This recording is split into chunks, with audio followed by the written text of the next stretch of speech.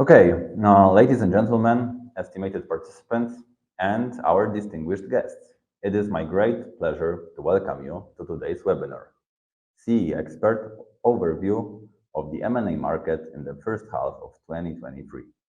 My name is Marceli Błajecki, and I'm part of Marketing Department team at ForData. And today, I will be your guide throughout this, I hope so, insightful session. So a bit of introduction. Over the past 6 months, the M&A landscape in the CEE region has faced numerous challenges, such as inflation and high interest rates, resulting in fewer transactions and lower overall value. Today, we will hear directly from the experts on how they assess this time, what they see as the causes, and what opportunities they see in the coming months.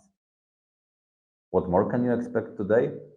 Well, lots of insights from the region, latest data, statistics, and trends, some perspective of firms on the AI and its possible role in the industry, and the rest you'll see for yourself. I would also like to mention that parallel to the webinar, there will be premiere of the report from the CEE Expert series, in which the experts present today, as well as some who are unfortunately missing, shared not only their perspective on the M&A market, but above all, took on the topic of AI in the context of our industry. Some of today's experts are veterans in the CEE Expert series, and some are completely new faces. Therefore, without prolonging, let me briefly introduce who we have the pleasure of hosting. So, in today's running order, Ruxandra Pietranu, Managing Partner of Pathfinder. She has more than 20 years of experience in corporate finance and investment field. During this period, she has been involved in a large number of projects. Mirosław Fiałek, Partner and Attorney at Law at MFW Fiałek Law Firm. He has over 20 years of experience in providing businesses with legal advice on mergers and acquisitions, as well as resolution and dispute resolution. Moving to the next expert, Piotr Miszczyk, Senior Business Development Specialist at ForData. He is currently engaged in market analysis with a focus on international consultative sales for IT solutions with CEE expertise.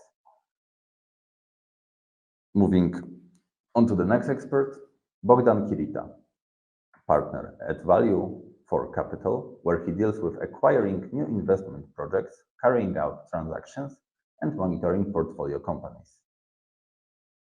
Katarzyna Buda, Senior Manager at Grant Thornton, Poland. Katarzyna has extensive experience in finance, auditing, and accounting. She performed both sell-side and buy-side due diligence. Maja Bońska, Counsel, Attorney at Law at Grant Thornton, Poland as well. Maja has almost 10 years of experience in legal advisory services to entrepreneurs, specifically in commercial company law and civil law. Currently, she specializes in due diligence and the succession process. And last but not least, Michal Tesasz, Managing Partner at Newton and Pandion Partners. Michal has been active in the CEE M&A for about 20 years. Michal is not only leading the M&A practice, but also the public infrastructure advisory segment at Newton.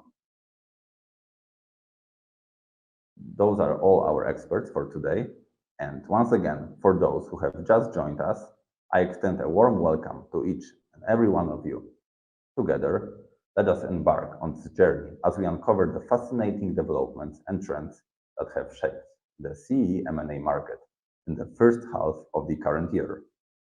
Friendly reminder that each participant will receive a link after the webinar to download their copy of the CEE Expert report. The email will come to the email address used during the registration for the webinar. Thank you for joining us, and let us now begin our exploration of the CEE M&A landscape. First up, Ruxandra Pietranu. Stage is yours. Thank you very much. Thank you for organizing this event, and I'm glad to be here and to cover M&A market in Romania. If we can share the presentation, please? Great.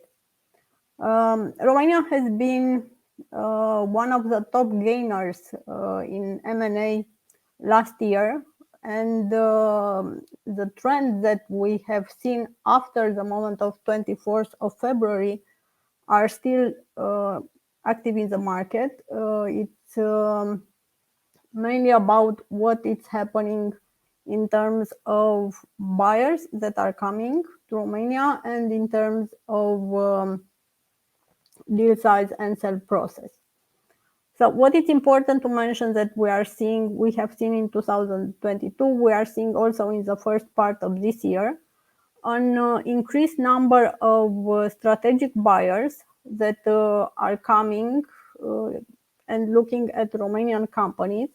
And it's very often that we have requests from all over the world, basically, to look for suitable targets in our market. So after 24th of February last year, we have seen that private equity activity soften a bit. Instead, the interest from strategic investors increased, and this is still valid, in my opinion, in the first part of the year.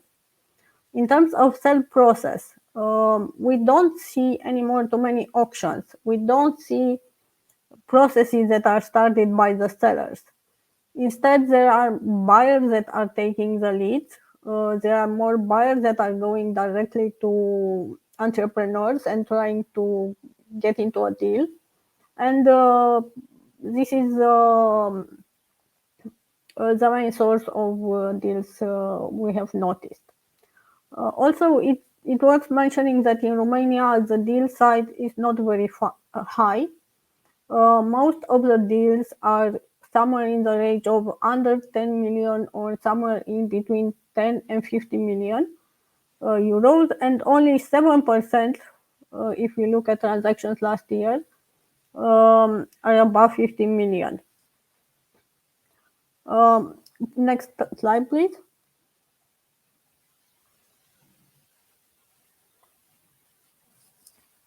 In the first part of this year, we also seen an intense activities, especially if we are talking about numbers of deals, which is at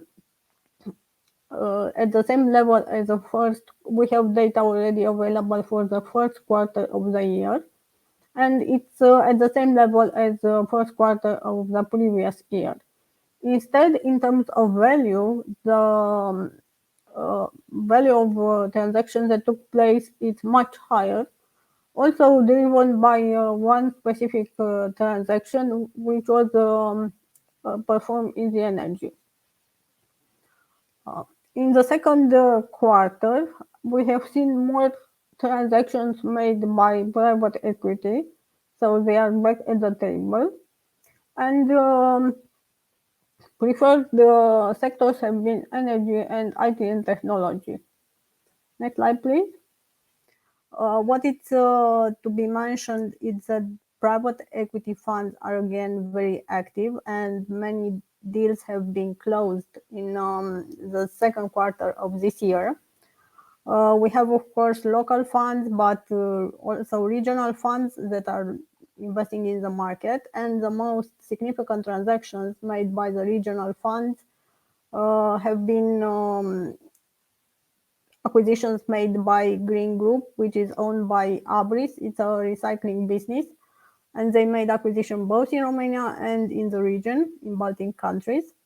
We have also seen Innova Capital from Poland acquiring the payment processor Netopia from Romania.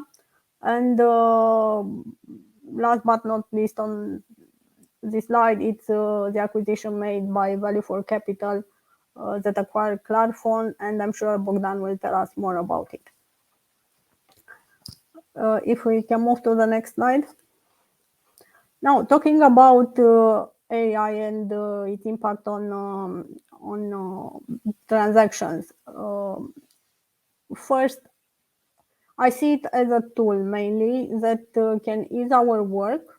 and can also facilitate identifying targets or buyers. And this is mainly how we use it right now. I gave a couple of examples of how we use ChatGPT, and it's good also for deal sourcing, but also for identifying buyers. I have one example here. When I ask about funds, uh, financial investors that made recently investments in trading platforms, it gave me a couple of very good names. Also, the platform that we are using for valuation and some other risk assessment tools we are using have already incorporated artificial intelligence. Uh, but even if it's a real support and a very useful tool, I would say that it needs to be used cautiously. Actually, if you can please move to the next slide.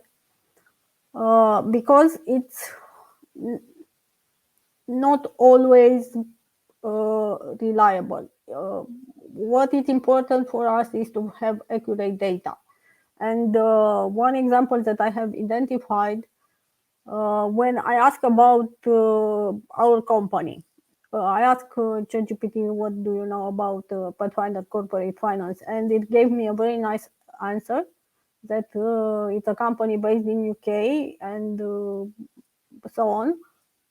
Idea is that I dream of being in UK, but it's nowhere written. So it can provide information that are not always accurate, and that's why it shouldn't be taken as 100% accurate. Also, it's important to have in mind that ChatGPT doesn't keep secrets, and it was a quite known already example in the market when it was a leak of sensitive data in Samsung, because employees have been encouraged to use ChatGPT, but they were told what to do and what not to do. And they provided sensitive information that were further taken by ChatGPT and incorporated in its platform in order to continue improve the platform. So from this point of view, we should be very cautious what information do we provide, what kind of questions do we ask, because as we know, confidential, it's really important in transactions. So that's it from my part. Thank you for sharing, and thank you for preparing so much data and info. Okay, so next up is Mirosław Fiałek with his point of view as a representative of the law firm and lots of the information from Poland and even more. So stage is all yours. Thank you. Hello, everyone. My name is Mirosław Fiałek. I'm the founder and managing partner of MFW Fiałek, a transactional law firm advising clients on Polish and cross-border deals. Since we're advising strategic financial investors as well as founders selling their businesses, I think we have quite good coverage and quite good insight on what's going on the market and how the market looks like.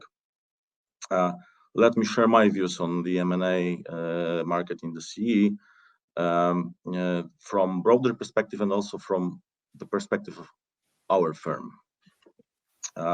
When you look at the market, you have a lot of challenges this year. I mean, you have high inflation, the interest rates are high, which means that the credit is not cheap anymore, the money is not cheap anymore. So you have more problems with valuating the businesses because of general macroeconomic instability, and you have some problems with funding those transactions. So this, along other aspects, this also results in a decline of volume and value of M&A deals this year. Although the outlook for the second half of the year remains quite positive and quite optimistic. When we talk to our clients, they do see the potential in the market, and they're quite optimistic about the the next months and the remaining part of the current year. Can you please move the slide, please? Okay, thank you.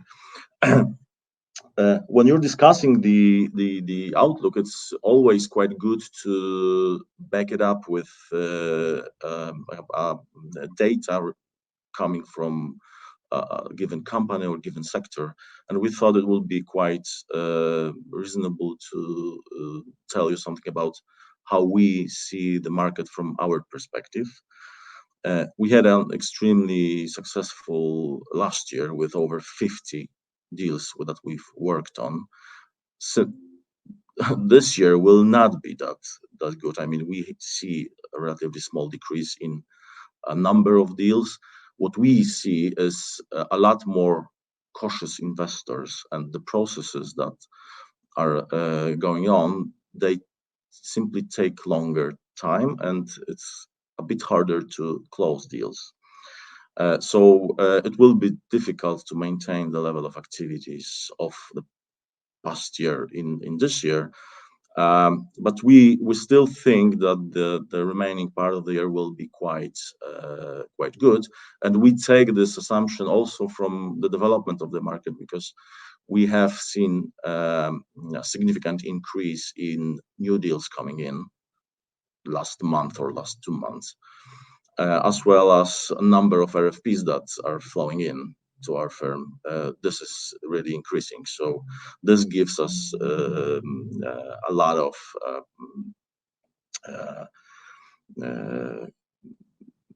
this makes us think that the activity and the number of deals that we'll be working on and the markets we'll be working on will be a lot higher than in the first half of 2023. Can you please move the slide? What we see, and this has been also mentioned by Ruxandra, what we see is a slight decline of activity of private equity houses, since some of them have troubles with sourcing new funds. They have a shorter investment perspective, therefore it's harder for some of them to make new deals.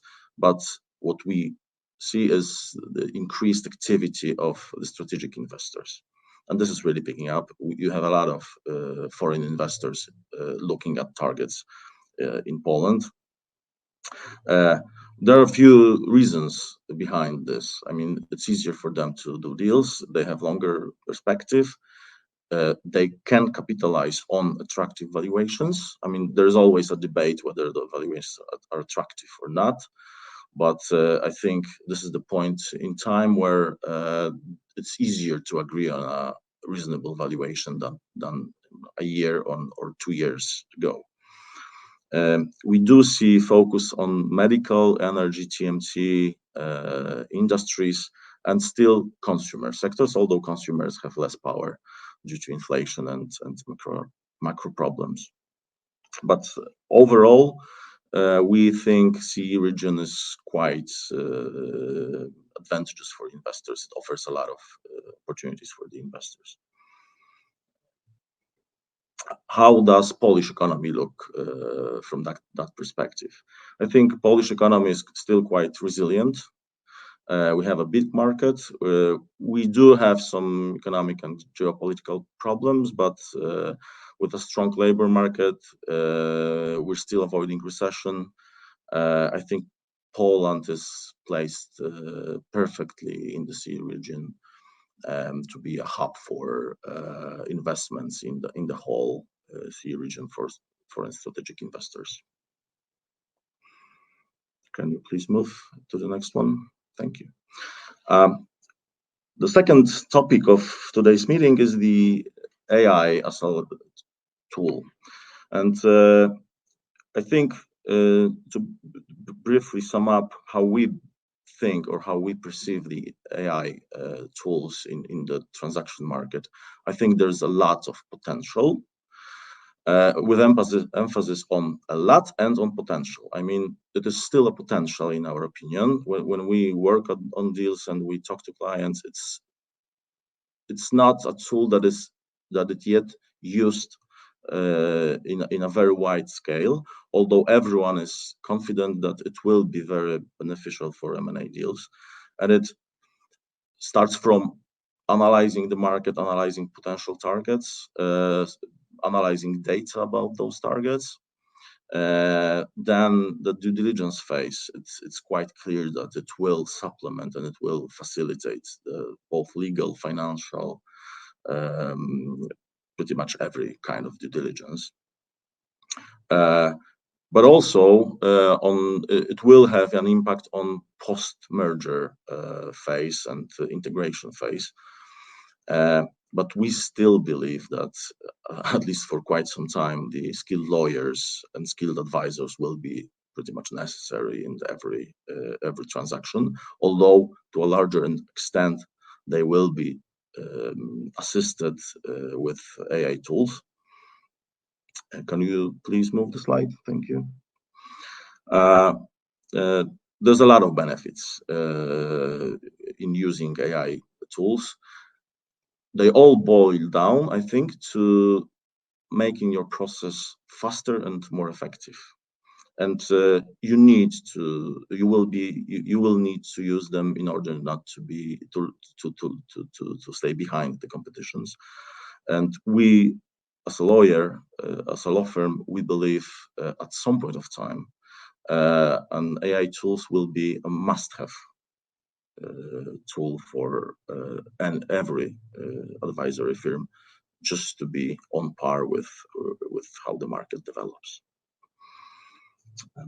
I think that's all for me. Thank you very much.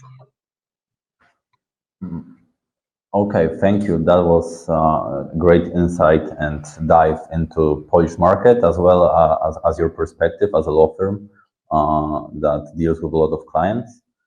And also very interesting point of view on AI and its possible developments in future. All right, moving forward. Peter, as an M&A expert and VDR provider representative, you've traveled a lot and talked to a lot of experts over last month. So tell us, what topics resonated the most?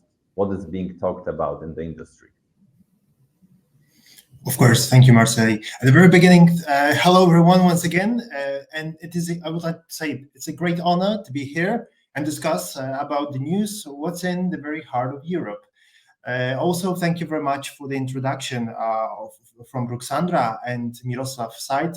It is great to see that our countries are developing, we are open and reacting to the trends. And today I would like to show the perspective that is seen not only from us as the publisher of the report of M&A Index Poland or this of CEE Expert. I also would like to show what has been discussed during the venues of M&A professionals in the CEE region, and of course insights about Central and Eastern Europe. So as a quick reminder, in 2022, we faced some challenges and headwinds that were discussed in our last edition of the webinar. As a quick reminder, let me just point out those key topics. So, of course, including that high inflation and the interest of rates and overall uncertainties, we saw a slowdown, which has, of course, ended the buying spree. And some of the records could not be released, I would say. Of course, there was in Poland and Romania in terms of M&A deal volume. The second thing which we could observe, and it still has the continuity, is the ESG importance. Of course, this is a second point we'd like to see, but focusing on the past year, we had some, of course, also bad worst case scenarios, and fortunately, some winter energetic crisis, looming recession, or even existence of some economies was failed to proceed, and the reality remained more resilient. The CEE remained a resilient and stable region. And being on some discussions, we can observe actually 4 areas where the M&A players see in our region are the most notable. So going from the global trend, there is a positive mood, positive sentiment for deal making, for private equity at first place. and investing in fundraising in the heart of Europe. And according to ION analytics, around 52% of respondents says that global M&A will increase. So of course, that will reflect the region which has the more than average for European Union GDP growth, which is a CEE, of course. Also, in the same insight, 46% says that they can accept some risks like high inflation or non-certain returns of interest, and they can participate in the global movement of deal making. So having this in mind, of course, we had some declines in the second and third quarters of past year. And I would say that 2023 has started with the fourth quarter of the past year. Namely, we could observe in our reports that there was a rebounding of the activity in terms of investments, in terms of starting some projects, mandates, and we could see some examples. Poland and M&A has reached their records. Also, Hungary and Croatia has picked with their investment volumes as well. So in global, to the first point, CEE has proven that flexible and attractiveness. Second page will show you more points for that, but focusing maybe on those key points that actually made CEE a attractive region. But focusing right now on the ESG importance. In past year and currently, looking at the first quarter, the ESG gains in importance, and this is well discussed. It's not only a criterion that is nice to have, but it is a must be. So from voluntary to mandatory trend, it is going, and the ESG is indeed shaping the legislation in entire CEE regions. That means, of course, challenges to adapt, to build some added value for those who own companies and new concepts. So, of course, fingers crossed, and we are seeing that during such discussions, this topic is being widely discussed. And third area, we could see that there are black horses in the region. So Poland, Romania, and Czechia. I was grateful to hear from both Mirosław and Roxandra about our outcomes, because indeed Poland is a leader in terms of the region, not only M&A outcomes, but also regional consolidation. Of course, it could be a totally different and separate additional webinar to showing how the region is being consolidating. Let's focus on big investments. Poland is the 8th most busy country in Europe in terms of foreign direct investments. Romania and Czechia are also the targets of European Bank of R&D targets for investment volumes.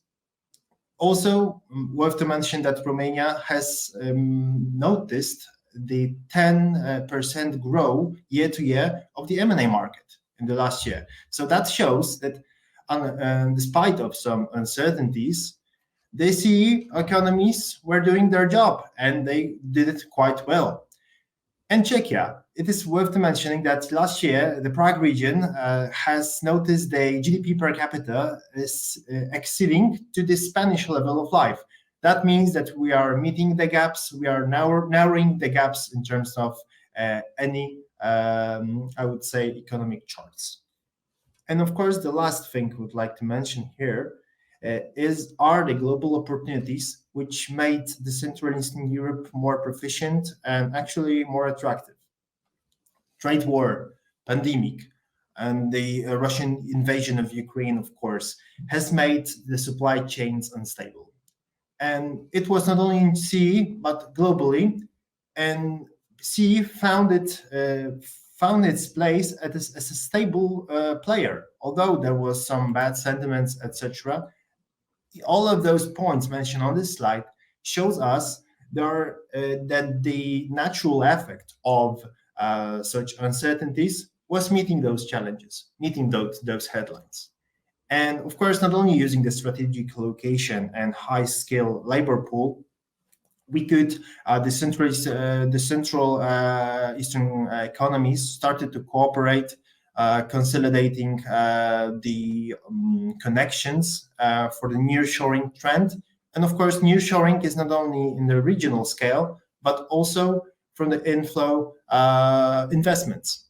Some examples, of course, we have seen some big investments in Poland, like Intel, which will build its facilities for $4.5 billion, or Visa, which will build in Warsaw the biggest IT hub, the most innovative in Europe, 15th in the world, soon in Warsaw.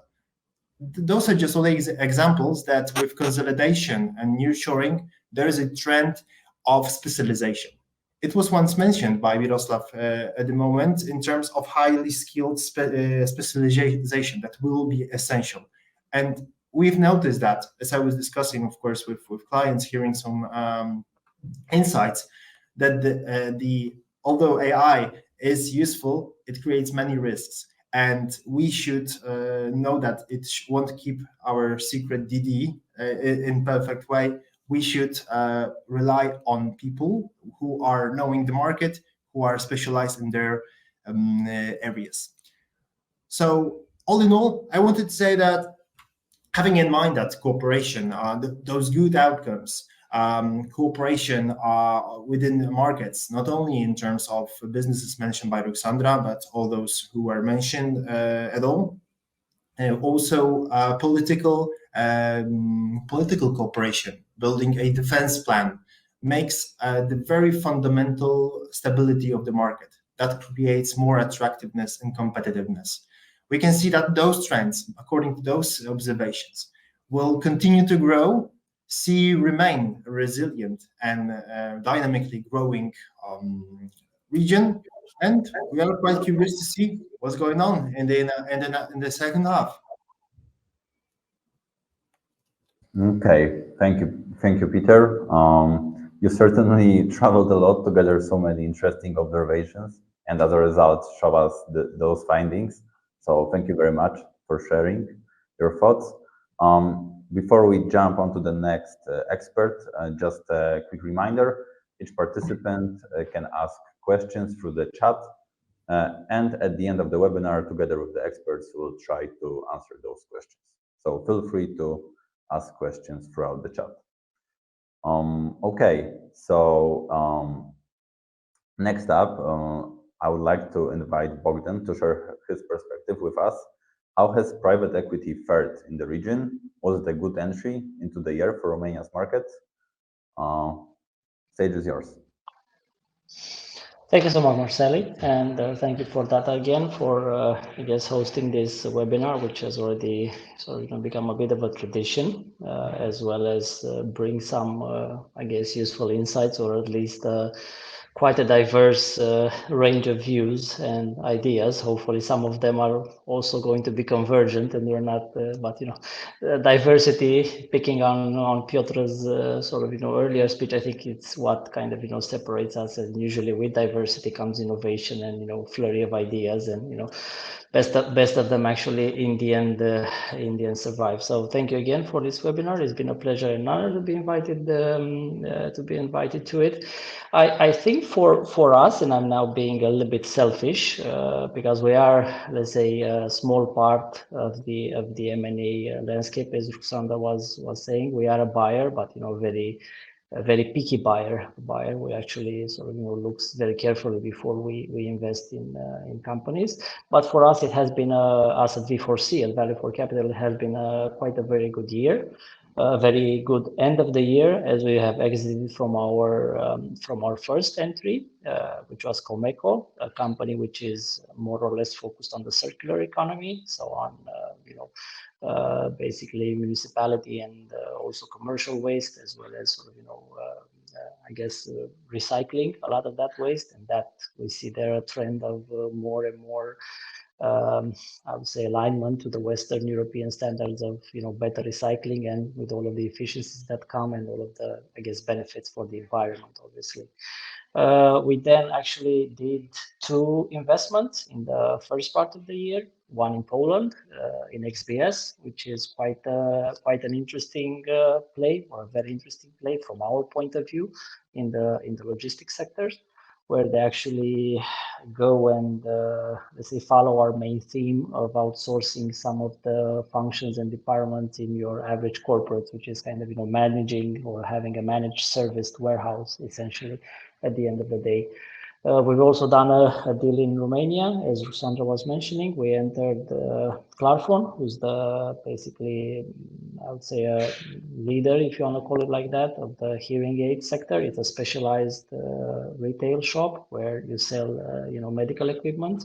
It has a bit of an angle or a bit of a, let's say, connection with the medical field, which we are still very much interested in after being investors in MedLife. Probably going to skip a bit later on opportunities and sectors. I think also Miroslav at some point in time mentioned healthcare as still being one of the sectors which is worth kind of analyzing a little bit deeper on a niche level this time around, because the general healthcare market play, I think it's a little bit exhausted now for players like us.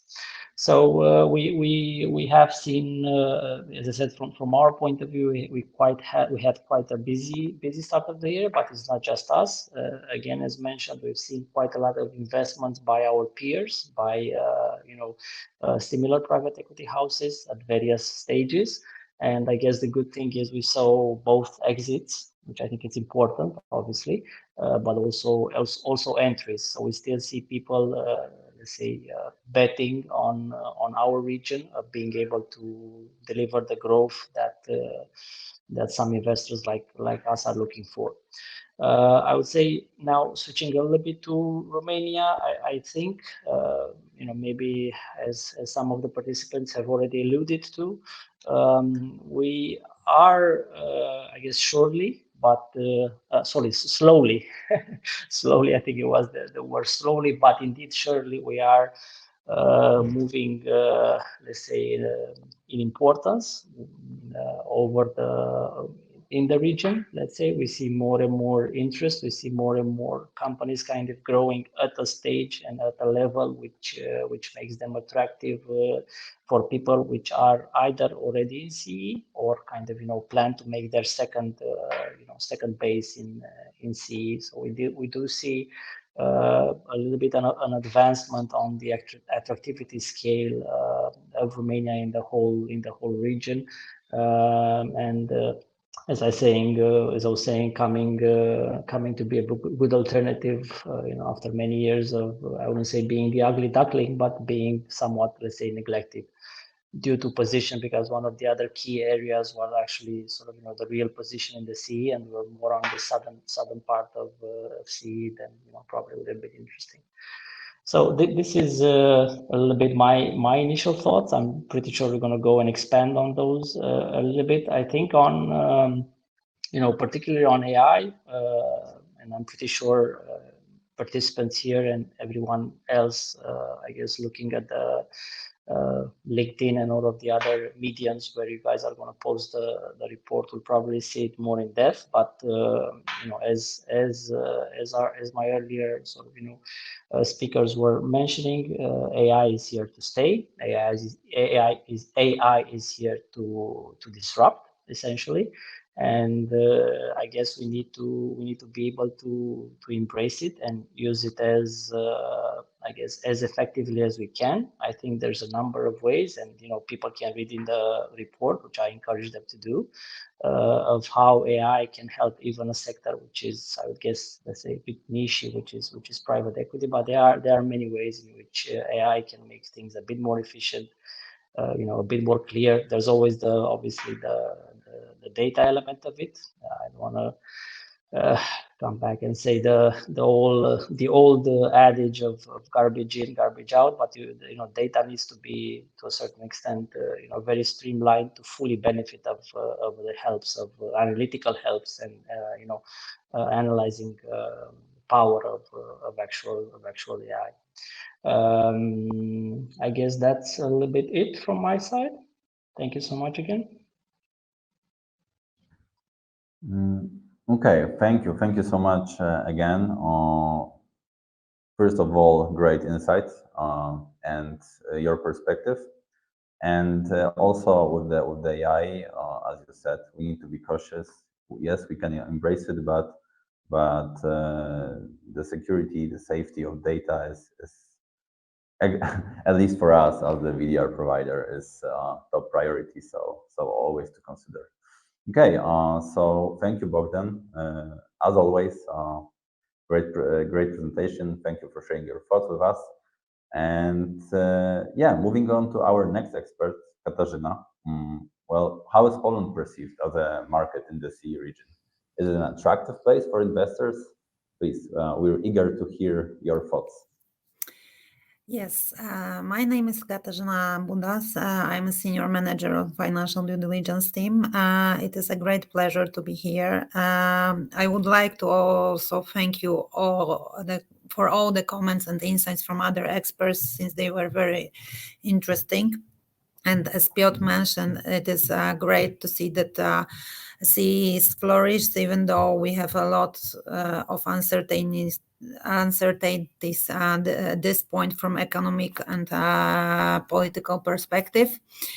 From our side, GT performs around 70 plus financial due diligence annually and advises transactionally on multiple deals from financial perspective, both for private equities, also for various type of funds operating either locally or internationally, as well as strategic investors.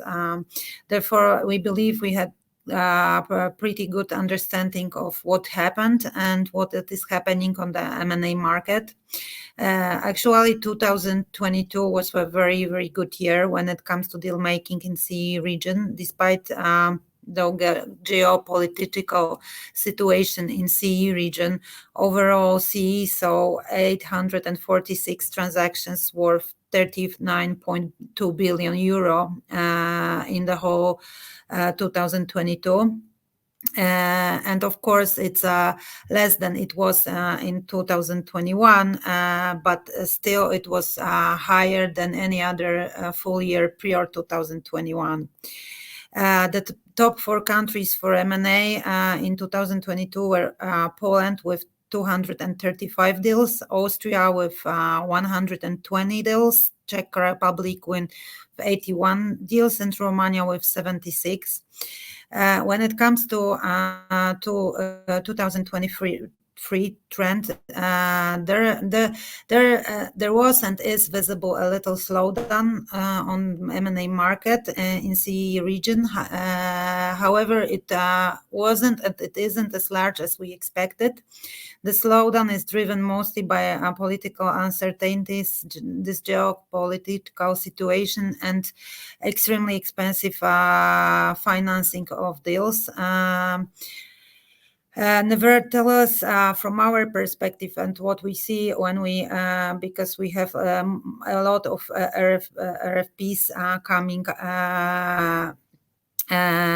into us, Poland is still a very attractive and hot place for the investors, despite this ongoing difficult situation, complex law, and political uncertainty. But still, we see that companies' valuation are extremely high, and we, based on our talks with our clients, we see that on the CEE market there are multiple divestments realized by private equities because they want to generate high return on the investments. We see that other private equities divested, and now they are in the process of fundraising in order to invest in the 3rd and 4th quarter of 2023 or at the beginning next year, because they count on a little bit lower valuations. Based on our talks with our clients, there are other PEs, private equities, which are watching the market and waiting for lower valuation, especially those which invest in CEE companies with the capital from Asia and Africa. On M&A market in CEE region, lately we have seen also interest from foreign strategic investors from various parts of the world. For instance, US, this is probably the highest interest, China, and even Japan. they are searching and they are looking for attractive valuation, and they are waiting for what will happen in the future. Yes, so this is so, and from based on our experience, Poland is perceived as a very attractive in terms of TMT, waste management, energy and power sector. We see multiple M&A deals in telecommunication, IT sector, and consumer goods sector as well. And of course, in Poland, renewable energy sector is very hot right now. We see a lot of deals in the field of photovoltaic and wind sector. So I guess this is what I can say from our side based on our experience. Thank you. Thank you a lot, Katarzyna. Similar to previous ones, I will repeat myself, but great perspective, great to hear it. And also, I really like the whole feel of unity in the CEE region, and like kind of pride that we're still flourishing, even if the whole situation, like geopolitical and stuff, is not the best for our region. Okay, so moving forward, now it's time for Maya, who works with Katarzyna on a daily basis, from what I know. So how do you evaluate the past 6 months? Was it a good time, or was it quite the opposite from your perspective?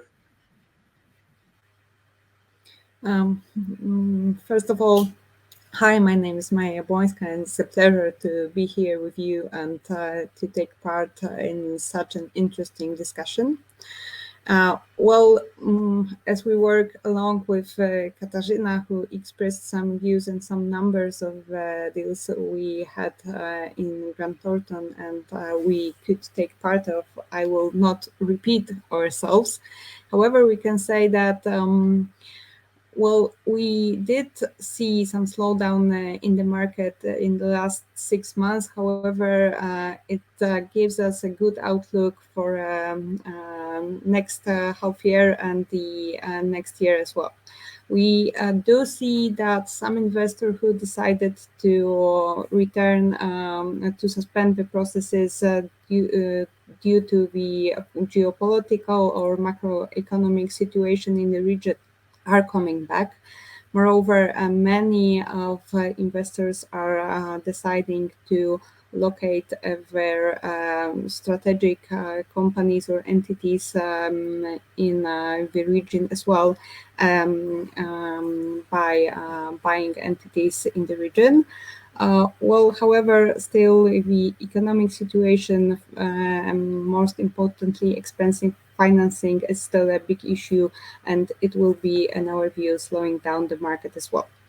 However, the trends which are the most important in our view will be ESG issues. We do see that companies in the region are trying to prepare themselves for the new EU regulations regarding the Green Deal, and thus the ESG importance will be growing in the next months as well. Therefore, the companies who and entities that will be on the market will have to pay an additional focus on those areas if they're ESG ready, and the buyers as well will be looking for such companies. Moreover, the area of medical services and IT and telecommunication, in our view, will be growing as well. Therefore, the outlook for the next 6 months is optimistic in our view. And the last 6 months probably it could be better, but we are thinking that it was pretty good as well. Okay, thank you, Maya, for your insight. Okay, so moving south from Poland, Michal, what about Czech Republic? How do you assess the last 6 months? Hello, everybody, and thank you for data for invitation for this webinar and participation in the report, which I'm happy to provide. I would say that the development of M&A market in Czech Republic is kind of stable. Yes, I can confirm also there is slight slowdown, which I would say is mainly driven by the fact that I would say the easy and cheap money, which some of the market participants were, using in last years, are actually off the market. So therefore, this is, I would say, the only missing segment that we see there. But all the others, I mean, the traditional private equity, family offices, strategic investors, this is working quite well. There is a lot of capital on the market, so if you have interest in target, you should achieve, good pricing and conditions for the clients. If I would highlight a few transactions out of what was achieved, I will focus on I would say the most significant ones in this first half. I would say freshest one is acquisition of a company called Neopta by Carlyle, a big private equity house worldwide, which is in fact kind of add-on acquisition to their acquisition of Tescan last year. So both these two targets are from the field of optical devices and electronic microscopes and these kind of equipment, which is widely used also towards semiconductor industry, and are quite hot technologies to be used for. So prices for these two deals were very, very good for the sellers. And Carlyle, in fact, consolidated these two, biggest companies on the market and will follow on. So that was one significant transaction that I would highlight. The second one is kind of exit of a local telco company, which was consolidating the market for last several years. I mean, buying out, the very local networks of fibers or some other data connections, and it's a company called nay.cz, and it was sold to the biggest private group in Czech Republic, to PPF, who is quite strong in telco. So these are, I would say, two most significant transactions of the last 6 months. But if I look at the number of transactions, still the market is led namely by IT and software. So this is very, very active market here. We can see several consolidators here.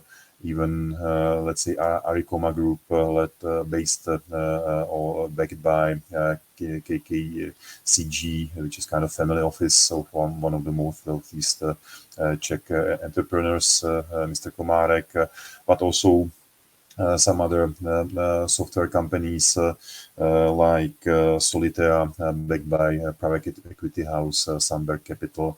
So and naturally some others buying out the software and IT companies. So this is, I would say, still the hottest market from the point of the numbers. Naturally not so much from values, but from numbers surely. And also I would say the second segment that I would highlight as the following most active one is energy. If I take it, so naturally it's quite wide, from renewables to other, electricity and heat, producers, but also to the companies which are manufacturers of the particle, equipment for the energy sector. So there were several transactions also mainly led by private equity houses to consolidate the market. So that's it. So I would say that really the market is quite stable. I mean that the transactions are ongoing despite the complicated conditions around us. And my expectation for the next half of the year is also that there is kind of good environment for making it happen. And if I just touch very shortly, AI.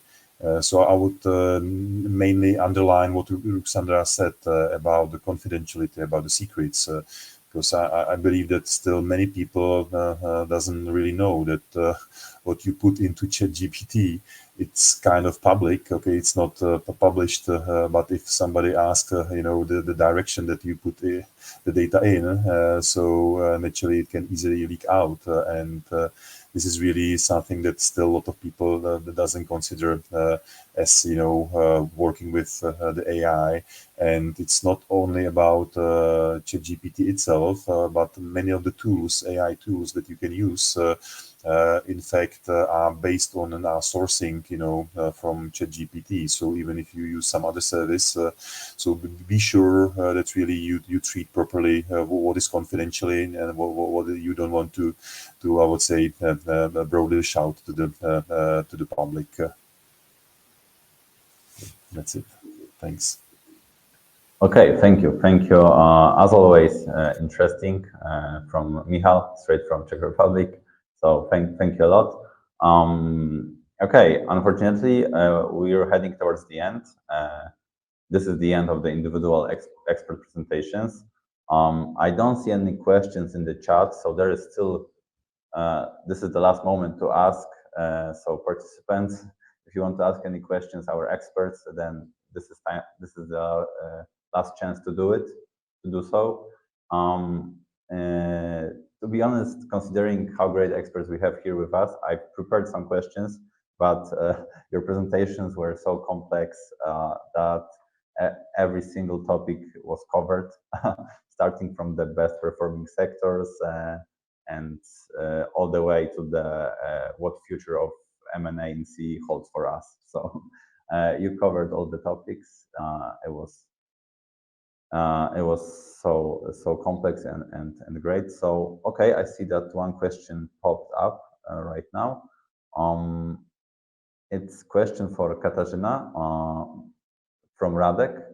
Katarzyna, what is your view on AI use in financial due diligence work?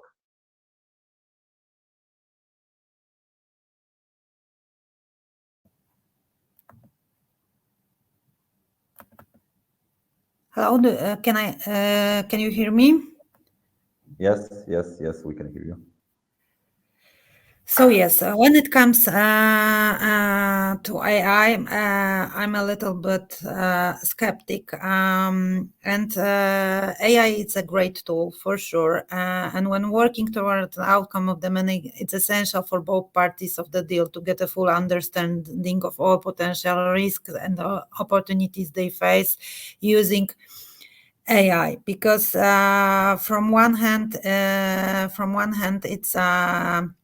it's useful because we can analyze data, because this is what we do at the very beginning during due diligence. We need to analyze a load of data, and it is wonderful to have tools, AI tools, which support us to do it, because we can be more and more efficient, and our work is faster, and we can focus more on jumping to the conclusions and drawing conclusions about the financial standing of the company. But it is dangerous also because of confidentiality, and sometimes I automated integrated tools which we use, they are some kind of public, so it's about confidentiality, and nowadays we have a lot of cyber attacks, and from this perspective I would say that this is very difficult, and of course it is great that we digitize and modernize due diligence by using AI tools. However, we need to remember that there is a huge risk associated with data confidentiality. And often during due diligence, especially during financial due diligence, we collect and analyze large amounts of personal data. So this is the second risk, that we may breach data confidentiality from the personal perspective. yeah, so I think that's it from my Okay. side. Well, thank you a lot for answering this question from the chat. Okay, so I think we will end the webinar here because I don't see any more questions, and the ones I prepared got already answered by your great presentations. So thank you to all the experts for sharing their knowledge and thoughts with us today. A huge thank you also goes to all the participants present, and I am glad that we were able to discuss the M&A industry together today. And I would also like to remind you that reports will be sent to your email inboxes after the webinar. And if there are any questions that will pop up in your head later, then remember that you can always reach out to us and the experts via LinkedIn. And yeah, and follow for data profile on LinkedIn to know when the next webinars will be held. So stay tuned, and yeah, and I encourage you to follow the experts LinkedIn because they share interesting thoughts there as well. That's it from me, and thank you.